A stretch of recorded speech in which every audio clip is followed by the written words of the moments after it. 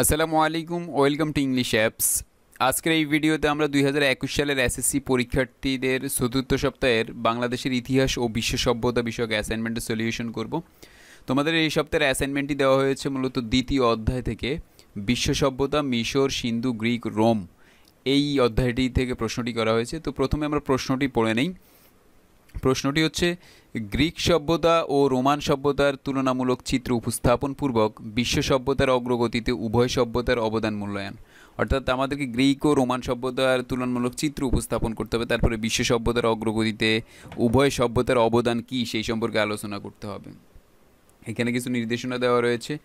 নির্দেশক পটভূমির ব্যাখ্যা লিখতে হবে, ভৌগোলিক অবস্থান, সময়কালের সাদৃশ্য বৈসাদৃশ্য উপস্থাপন, শিক্ষা, সাহিত্য, দর্শনের তুলনামূলক বৈশিষ্ট্য, স্থাপত্য, ভাস্কর্য ও বিজ্ঞানের উৎকর্ষ উপস্থাপন ইত্যাদি থাকলে মোটামুটি ভালো মার্কস পাওয়া যাবে। তো আমাদেরকে সেই অনুযায়ী আমরা এখন অ্যাসাইনমেন্টের নমুনা উত্তর তোমাদেরকে দেখাবো, সেক্ষেত্রে থেকে আইডিয়া নিয়ে তোমরা নিজেদের মতো করবে। তার আগে বলে নিচ্ছি, তুমি যদি আমার চ্যানেল নতুন হয়ে থাকো তাহলে সবার আগে নির্ভুল ও যথার্থ অ্যাসাইনমেন্টের সলিউশন পাওয়ার জন্য ইংলিশ অ্যাপ চ্যানেলটিকে সাবস্ক্রাইব করে পাশে থাকা বেল আইকনটি ক্লিক করে রাখো, তাহলে যখন এই ভিডিও আপলোড করবে তোমাদের কাছে নোটিফিকেশন চলে যাবে। প্রথমে ভূমিকা দিবা। তো দেখো, পৃথিবী সৃষ্টির আদি থেকে নানা উত্থান পতনের মানব সভ্যতার আজ এই পর্যায়ে এসে পৌঁছেছে, আর এই কারণে মানব সভ্যতার বিকাশ বিশ্বের বিভিন্ন স্থানে বিভিন্ন সময় ঘটেছে। আজ থেকে আনুমানিক প্রায় 10,000 বছর পূর্বে শিকারী সমাজ থেকে ভিত্তিক সমাজের উদ্ভব ঘটে। মাত্র 6 থেকে 7,000 বছর পূর্বে নগরকেন্দ্রিক সভ্যতার সৃষ্টি করে। কৃষিভিত্তিক সমাজ গড়ে ওঠার ফলে কৃষিজীবী, পশুপালন, শিকারী এ দুই ভাগে মানব সমাজ বিভক্ত হয়ে পড়ে। ফলে কৃষক ও পশুপালক সমাজেরা মানুষরা বহুবিধ উন্নত কর্মকৌশল আবিষ্কার করতে থাকে এবং মানুষ স্থায়ীভাবে গ্রামে বসবাস করতে শুরু করে।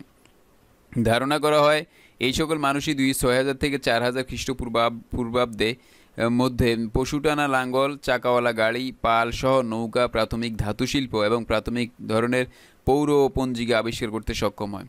আর এই সকল আবিষ্কার একের পর এক ঘটেছিল পশ্চিম এশিয়া, ভূমধ্যসাগরের কোল ঘেঁষে পূর্ব ইউরোপ ও তৎসংলগ্ন উত্তর আফ্রিকায়, যার ফলে পশ্চিম এশিয়ার মেসোপটেমিয়া, পূর্ব ইউরোপের নিম্ন বলকান অঞ্চলে মিশরের প্রথম নগরকেন্দ্রিক উদ্ভব ঘটে ও বিকাশ ঘটে। আধুনিক মানব সমাজ এই সকল সভ্যতার নিকট ঋণী। তোমাদের কাছে যদি বড় মনে হয় তাহলে তোমরা একটু ছোট করে লিখবে, তোমাদের মতো করে। আমরা আমাদের মতো করে দিয়েছি। এবার আসো গ্রিক সভ্যতা। গ্রিক সভ্যতার উৎপত্তি স্থল। ইউরোপ মহাদেশের গ্রিক রাষ্ট্রের অন্তর্গত প্রাচীন কয়েকটি শহরকে কেন্দ্র করে গ্রিক সভ্যতার উদ্ভব ঘটে। বলকান উপকূলে দক্ষিণাংশে অবস্থিত গ্রিক প্রায় 5,000 বর্গমাইল ব্যাপী বিস্তৃত। ভূপ্রকৃতি এই দেশটিকে 3টি ভাগে বিভক্ত করে দিয়েছে: দক্ষিণ গ্রিস, মধ্য গ্রিস ও উত্তর গ্রিস। মেসিডোনিয়ান অধিপতি আলেকজান্ডারের শাসনামলে সভ্যতা সীমা ছাড়িয়ে আধুনিক মিশর, ইসরায়েল, ফিলিস্তিন, লেবানন, সিরিয়া, ইরাক ও ইরান হয়ে ভারতবর্ষ পর্যন্ত বিস্তৃত হয়েছিল। আড্রিয়াটিক সাগর, ভূমধ্যসাগর, এজিয়ান সাগর দ্বারা বেষ্টিত থাকার কারণে গ্রিক সভ্যতাকে ওসিনিয়ান সাগরীয় সভ্যতা বলা হয়। অপরদিকে মিশর, ব্যাবিলনীয় সভ্যতা ছিল নগরকেন্দ্রিক সভ্যতা। গ্রিকদের রাজনৈতিক ইতিহাস। প্রাচীন গ্রিক সমাজের বিশেষত্ব দাসপ্রথা। গ্রিকদের আগে আর কোনো সমাজে দাসত্বের বুনিয়াদির উপরে গড়ে ওঠে নাই। গ্রিকদের আদি বাসস্থান গ্রিসে নয়, গ্রিসে আসার পূর্বে তারা থিসালি ও এফিরাসে বাস করত। গ্রিক সভ্যতার সূচনাকাল থেকে পতন পর্যন্ত এর রাজনৈতিক অবস্থা পর্যালোচনা করে এই সভ্যতাকে দুই ভাগে ভাগ করে আলোচনা করা যায়, যথা হেলেনিক সভ্যতা 1 নম্বরে। গ্রিক সভ্যতার 2টি স্তর লক্ষ্য করা যায়। প্রথম স্তর হেলেনিক সভ্যতা এবং দ্বিতীয় স্তর হেলেনিস্টিক সভ্যতা। গ্রিকরা তাদের হেলাস বলতো, তাই গ্রিক সভ্যতার উন্মেষ বা আদি পর্ব হেলেনিক যুগ। কেবল গ্রিক উপদ্বীপ কেন্দ্রিক এই সভ্যতার প্রধান কেন্দ্রবিন্দু ছিল অ্যাথেন্স। খ্রিস্টপূর্ব 2000 থেকে 336 অব্দ পর্যন্ত হেলেনিক যুগ বিদ্যমান ছিল। অতঃপর রাজা ফিলিপস কর্তৃক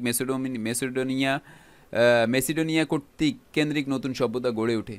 রাজা ফিলিপস এর পুত্র আলেকজান্ডারের নেতৃত্বে গ্রিকরা ইউরোপ, আফ্রিকা ও এশিয়া বিশাল সাম্রাজ্য গড়ে তোলে। গ্রিক শিক্ষা সংস্কৃতির সঙ্গে বাইরের সংস্কৃতির মিশ্রণ ঘটিয়ে পরবর্তীতে যেই সভ্যতার সৃষ্টি হয় তাই হেলেনিস্টিক যুগের সভ্যতা। এবার আসো গ্রিক দর্শন ও সংস্কৃতি। পৃথিবীব্যাপী সভ্যতার ইতিহাসে গ্রিক দর্শন গোটা বিশ্ব দর্শন ও সভ্যতাকে প্রভাবিত করেছে। অদ্যাবধি জ্ঞানের জগতে যে সকল গ্রিক কবি দার্শনিক জ্ঞানের আলোকবর্তিকা বিতরণ করেছেন তাদের মধ্যে বিশ্ববিখ্যাত শিক্ষাগুরু সক্রেটিসের ছাত্র প্লেটো এবং প্লেটোর ছাত্র অ্যারিস্টটল বিশেষভাবে উল্লেখযোগ্য। গ্রিক দার্শনিকদের যুক্তি, ব্যাখ্যা ও দর্শন জগৎকে সমৃদ্ধশালী করে। সকল যুক্তিবাদী দার্শনিকদের সফিস্টা বলা হয়। গ্রিক দর্শন অন্যতম দার্শনিক সক্রেটিস নিজের সত্য প্রকাশে অনড় থেকে শাসকের নির্দেশে বিষ পান করে মৃত্যুবরণ করেন। তার বিখ্যাত উক্তি নিজেকে জানো, নো দাই সেলফ। তার শিষ্য প্লেটো এবং প্লেটোর শিষ্য অ্যারিস্টটলের সর্বকালের বিখ্যাত দার্শনিক ছিলেন। প্লেটোর বিখ্যাত গ্রন্থ সিম্পোজিয়াম, রিপাবলিক এবং লজ প্রভৃতি। অ্যারিস্টটলের বিখ্যাত গ্রন্থ লজিক, ফিজিক্স অ্যান্ড পলিটিক্স গ্রন্থে রাজনীতি, গণতন্ত্র বিষয়ে মতামত তুলে ধরা হয়েছে। প্লেটোর বিখ্যাত গ্রন্থ দ্য রিপাবলিক। আর বিশ্ব বিজেত্য আলেকজান্ডার নিজেও একজন দার্শনিক ও জ্ঞানী ব্যক্তি ছিলেন। তার শিক্ষক ছিলেন দার্শনিক প্লেটো। গ্রিক সাহিত্য। হোমারের যুগে গ্রিক সাহিত্যের চূড়ান্ত বিকাশ ঘটে। যদিও হোমারের সাহিত্য নিয়ে আলোচনা হয়েছে, হোমারের মহাকাব্য এলিয়াড ও ওডিসিতে গ্রিকদের বীরত্বের কাহিনী বর্ণিত হয়েছে। হোমারিক যুগের পরে গ্রিক সমাজের গীতিকাব্য শোকগাথার আবির্ভাব ঘটে। এই সকল শোকগাথায় ব্যক্তিগত প্রণয় কাহিনীর বিবরণ ঘটেছে। সোলন ছিলেন একজন বিখ্যাত গীতিকাব্য রচয়িতা। এছাড়াও বিখ্যাত নাট্যকার ছিলেন এসকাইলাস, সোফোক্লিস ও ইউরিপিডিস প্রমুখ। গ্রিক ইতিহাসের জনক ছিলেন গ্রিসের বিখ্যাত ঐতিহাসিক হেরোডোটাস। ইতিহাস শব্দের ইংরেজি প্রতিশব্দ হিস্ট্রি শব্দের গ্রিক ভাষার শব্দ। তিনি মিশর, পারস্য ও ইতালি ভ্রমণ করে ইতিহাসের বিভিন্ন উপাদান ও তথ্য সংগ্রহ করেন। এছাড়া জেনোফার নামে এক ব্যক্তি ইতিহাস সংগ্রহে খ্যাতি অর্জন করেন। গ্রিক বিজ্ঞান সাধনায় হেলেনিস্টিক যুগেও অসাধারণ উৎকর্ষ সাধিত হয়। সে সময় ইতিহাস গবেষণায় পলিবিয়াস, জ্যোতির্বিদ্যায় অ্যারিস্টটল, হিপারকাস, গণিতে বিখ্যাত পিথাগোরাস ও ইউক্লিড প্রমুখ মনীষীগণ জ্ঞান বিজ্ঞানের চর্চা খ্যাতি অর্জন করেছিল। রোমান সভ্যতার উৎপত্তি। গ্রিক সভ্যতার সমসাময়িক রোমান সভ্যতার হেলেনিক ও হেলেনিস্টিক সভ্যতার অনেক সংস্কৃতি গ্রহণ করেছে। ঐতিহাসিকদের ধারণা 753 খ্রিস্টপূর্বাব্দে রোম নগরী প্রতিষ্ঠিত হয়। রাজা রোমুলাস এর নামানুসারে রোম নগরীর নামকরণ করা হয়। টাইবার নদীর তীরে অবস্থিত প্রাচীন রোমান নগরীকে বিশ্বের রাজধানী বলা হয়, কারণ রোম নগরীর সঙ্গে ইউরোপ, আফ্রিকা ও এশিয়া মহাদেশের বিস্তৃত যোগাযোগ ছিল। রোমীয় সমাজ ও সংস্কৃতির প্রভাব ভূমধ্যসাগরের অঞ্চলসহ উত্তর ব্রিটেন, জার্মানি ও পূর্ব মেসোপটেমিয়া ও দক্ষিণ মিশর ও লিবিয়া পর্যন্ত বিস্তৃত ছিল। রোমান ইতিহাস। ঐতিহাসিকগণ রোমান সভ্যতার ইতিহাসকে কয়েকটি পর্বে বিভক্ত করেন, যথা রাজতন্ত্র যুগ, প্রজাতন্ত্র যুগ, প্রথম কনসুলেট যুগ, সম্রাট অক্টোভিয়ান অগাস্টান যুগ, অগাস্টান পরবর্তী রোমান সাম্রাজ্য। প্রত্যেকের সামনে খ্রিস্টপূর্বাব্দ সাল দেওয়া রয়েছে। এবার আসো অগাস্টান যুগটা কি। জুলিয়াস সিজার সহ অনেক বিখ্যাত শাসক রোমীয় সাম্রাজ্যের শাসক ছিলেন, কিন্তু সম্রাট অক্টাভিয়ান অগাস্টাস ঐতিহাসিক সর্বাপেক্ষা বিখ্যাত শাসক ছিলেন। তার সময়ে রোমীয় ইতিহাস, সাহিত্য, সংস্কৃতি, শিল্পকলা, বিজ্ঞান চর্চার চূড়ান্ত পর্যায়ে পৌঁছে গেছে। তার শাসনামলে রোমীয় সভ্যতার স্বর্ণ যুগের সূচনা হয়। এই জন্য ইতিহাসে তার সময়কালকে অগাস্টান যুগ বলা হয়। রোম জ্ঞান বিজ্ঞানে রোমানদের কী কী অবদান সেটা আমরা এখন দেখব। রোমীয় সাহিত্যের প্রতিটি শাখায় রোমানরা গ্রিকদের অনুকরণে রচনা করেন। প্লুটার্ক 12টি নাটকের মাধ্যমে রোমের আচরণ ও কৃষ্টির আলোকপাত করেন। রোমীয় সাহিত্যে নাটকের ভূমিকা ছিল তাৎপর্যপূর্ণ। গীতিকাব্যকার ক্যাটুলাস ছিলেন খুবই জনপ্রিয়। এছাড়া সিসিরো ও ভার্জিল সাহিত্যচর্চা খ্যাতি অর্জন করেন। রোমান ধর্ম। তাদের গৃহ ছিল ধর্ম ও দেবদেবীর আখড়া।